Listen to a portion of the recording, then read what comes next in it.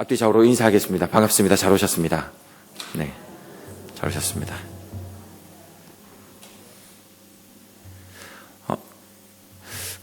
갑자기 좀 든 생각인데, 이 모임에 청소년의 양념이 조금 더 있었으면 좋겠고, 초등부에 또 반찬이 좀 더 있었으면 좋겠고, 좀 갑자기 그런 생각이 드네요. 네. 하나님과 친밀함이 있기를 축복합니다. 네. 아멘 하십니까? 네. 하나님과 친밀하다라는 것이 이제 많이 들어오셨을 건데, 어떤 의미일까? 어떤 분은 하나님과 대화를 한다고 하고, 아니면 음성을 듣는다고 또 하고, 방언 기도를 통해서 더 깊은 기도를 통해서 하나님과 더 친밀함을 나타내기도 한다라고 이렇게 말씀을 하는데, 하나님의 음성을 들으면 친밀한 것일까?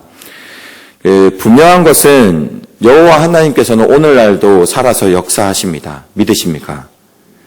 주의 백성을 부르시고 하나님의 나라를 만들어 가시는 일에 늘 우리에게 말씀하시고 초청하십니다. 지금도 말씀하시는 하나님이십니다. 창세기 6장을 통해서 하나님과의 친밀함이 뭘까? 친밀함에 대한 정의와 그리고 친밀함이 주는 그 유익에 대해서 말씀을 나누고자 합니다. 하나님을 믿으십니까? 담대하게 아멘 하십니까? 네. 하나님과 친밀하지 않으면 오해를 하게 됩니다. 하나님을 알지 못하는 사람들, 그러니까 친밀하지 않은 사람들이 이 6장을 가지고 하나님에 대한 심각한 오해를 했습니다. 물심판의 시작점에 있는 말씀이 오늘 6장 말씀인데, 이 말씀을 가지고 하나님을 잘 알지 못하는, 친밀하지 않은 사람들이 이렇게 이야기합니다. 어떻게 신이라는 존재가 인간을 멸망할 수 있는가? 홍수로 세상을 심판한다라는 것이 사랑의 하나님인가? 늘 이제 교회를 다니지 않는 사람들이 공격하는 본문 중에 한 본문이 오늘 창세기 6장입니다. 하나님을 잘 알지 못해서 그런 겁니다. 하나님의 성품과 하나님의 가지고 있는 성향들을 잘 알지 못하기 때문에 그렇게 얘기를 하는 겁니다. 왜냐하면 사랑하는 여러분, 정인이 사건을 혹시 기억하십니까?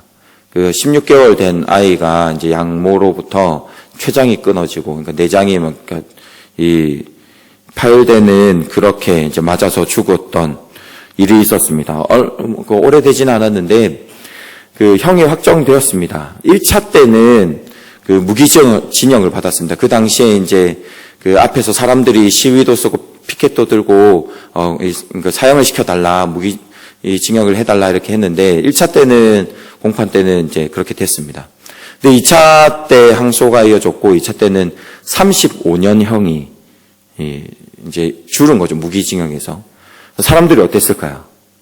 그래서 이제 당연히 또 대법원까지 이 문제가 가게 되고, 사람들이 관심이 쏠리게 됐습니다. 근데 대법원에서 이제 사람들은 대부분 이제 이게 심각한 문제였기 때문에 이제 무기징역 혹은 사형까지는 아니더라도 무기징역까지 갈 것이다라고 이제 될 거라고 생각했는데 대법원에서 35년형 두 번째 공판을 확정지었습니다. 사람들이 어땠을까요?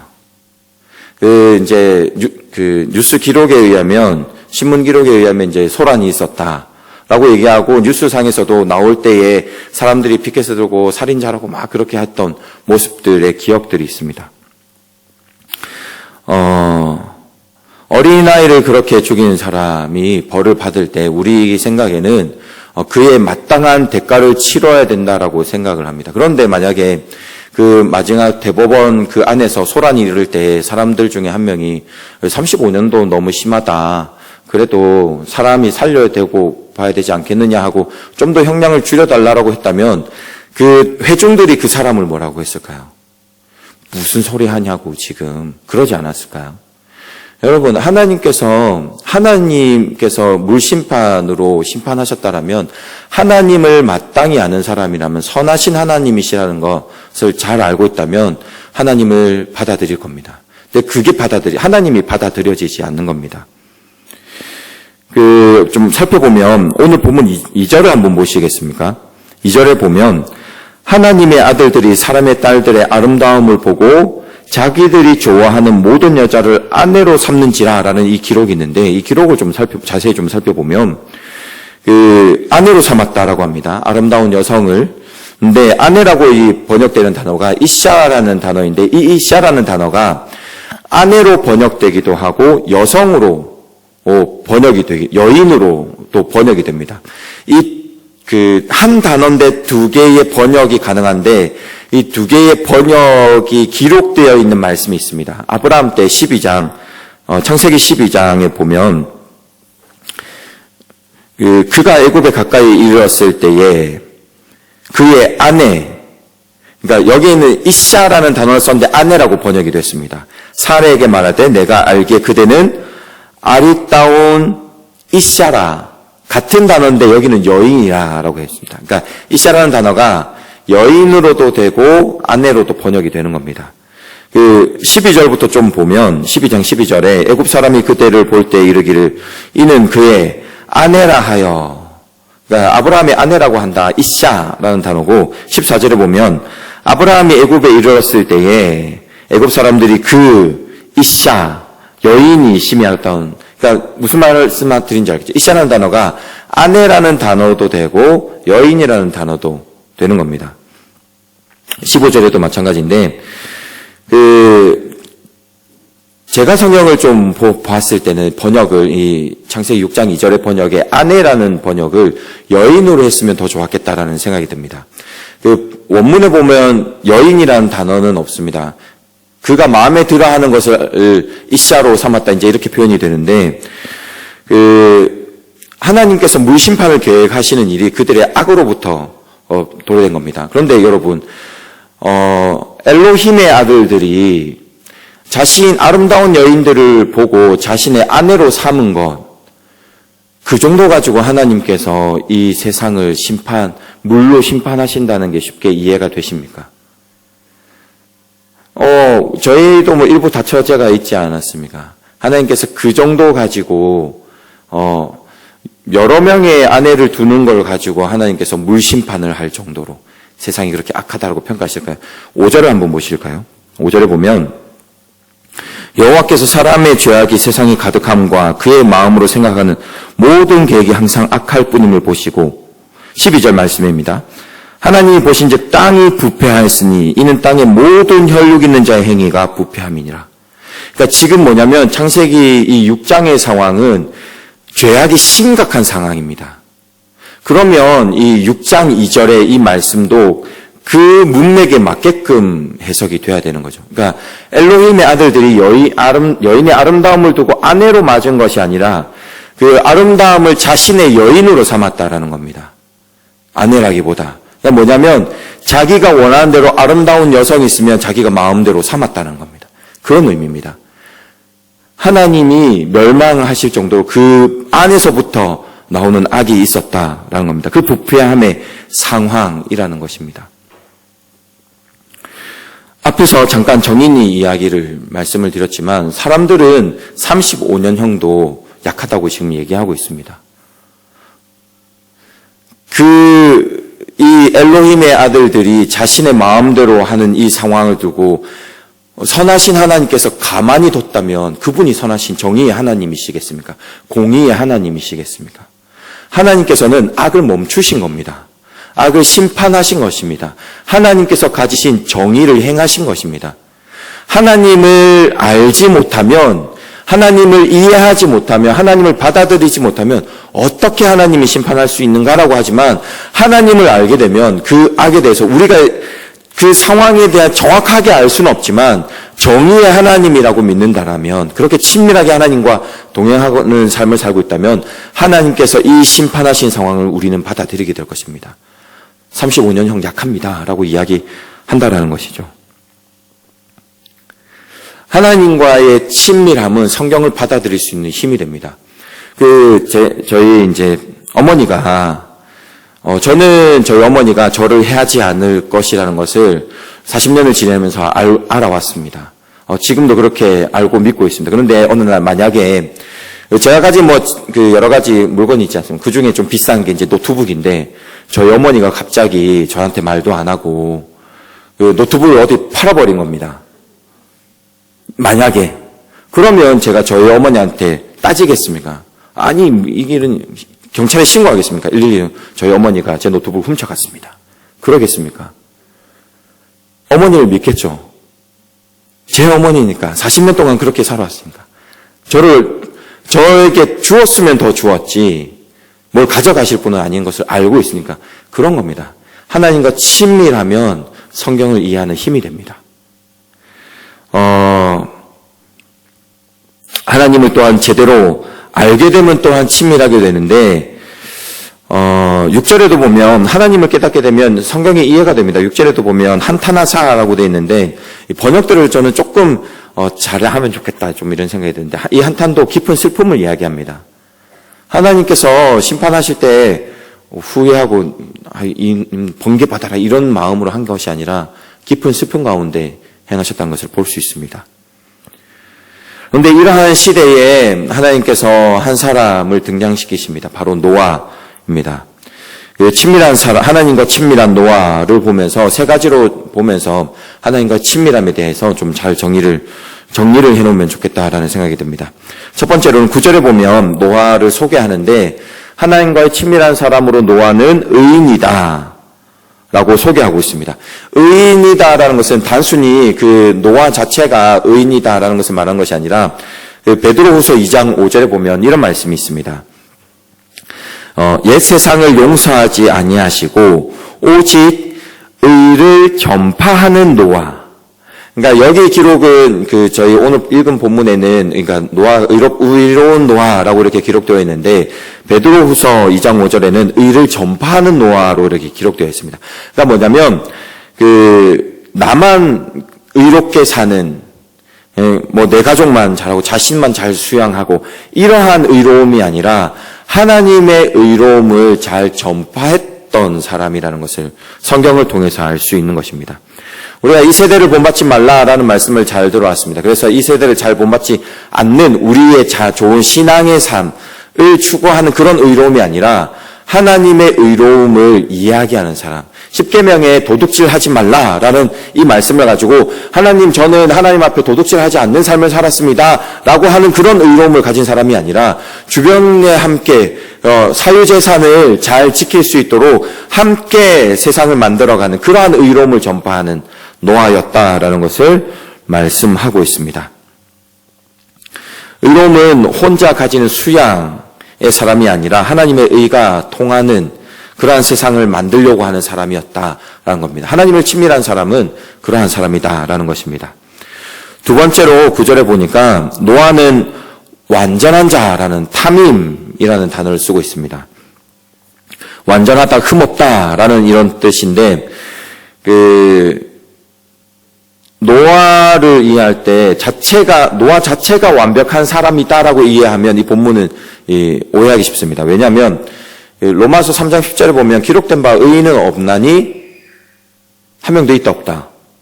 하나도 없으며 의인이 없다라고 이렇게 완전한 의로운 사람이 없다라고 고백을 하고 있는데 지금 여기는 완전한 자라고 이렇게 하고 있습니다. 성경 구약에서는 완전하다 그러고 신약에서는 아니라고. 성경은 무호합니다. 이게 뭐냐면 앞에 수식어를 잘 보아야 됩니다. 당대에라는 표현이 있습니다.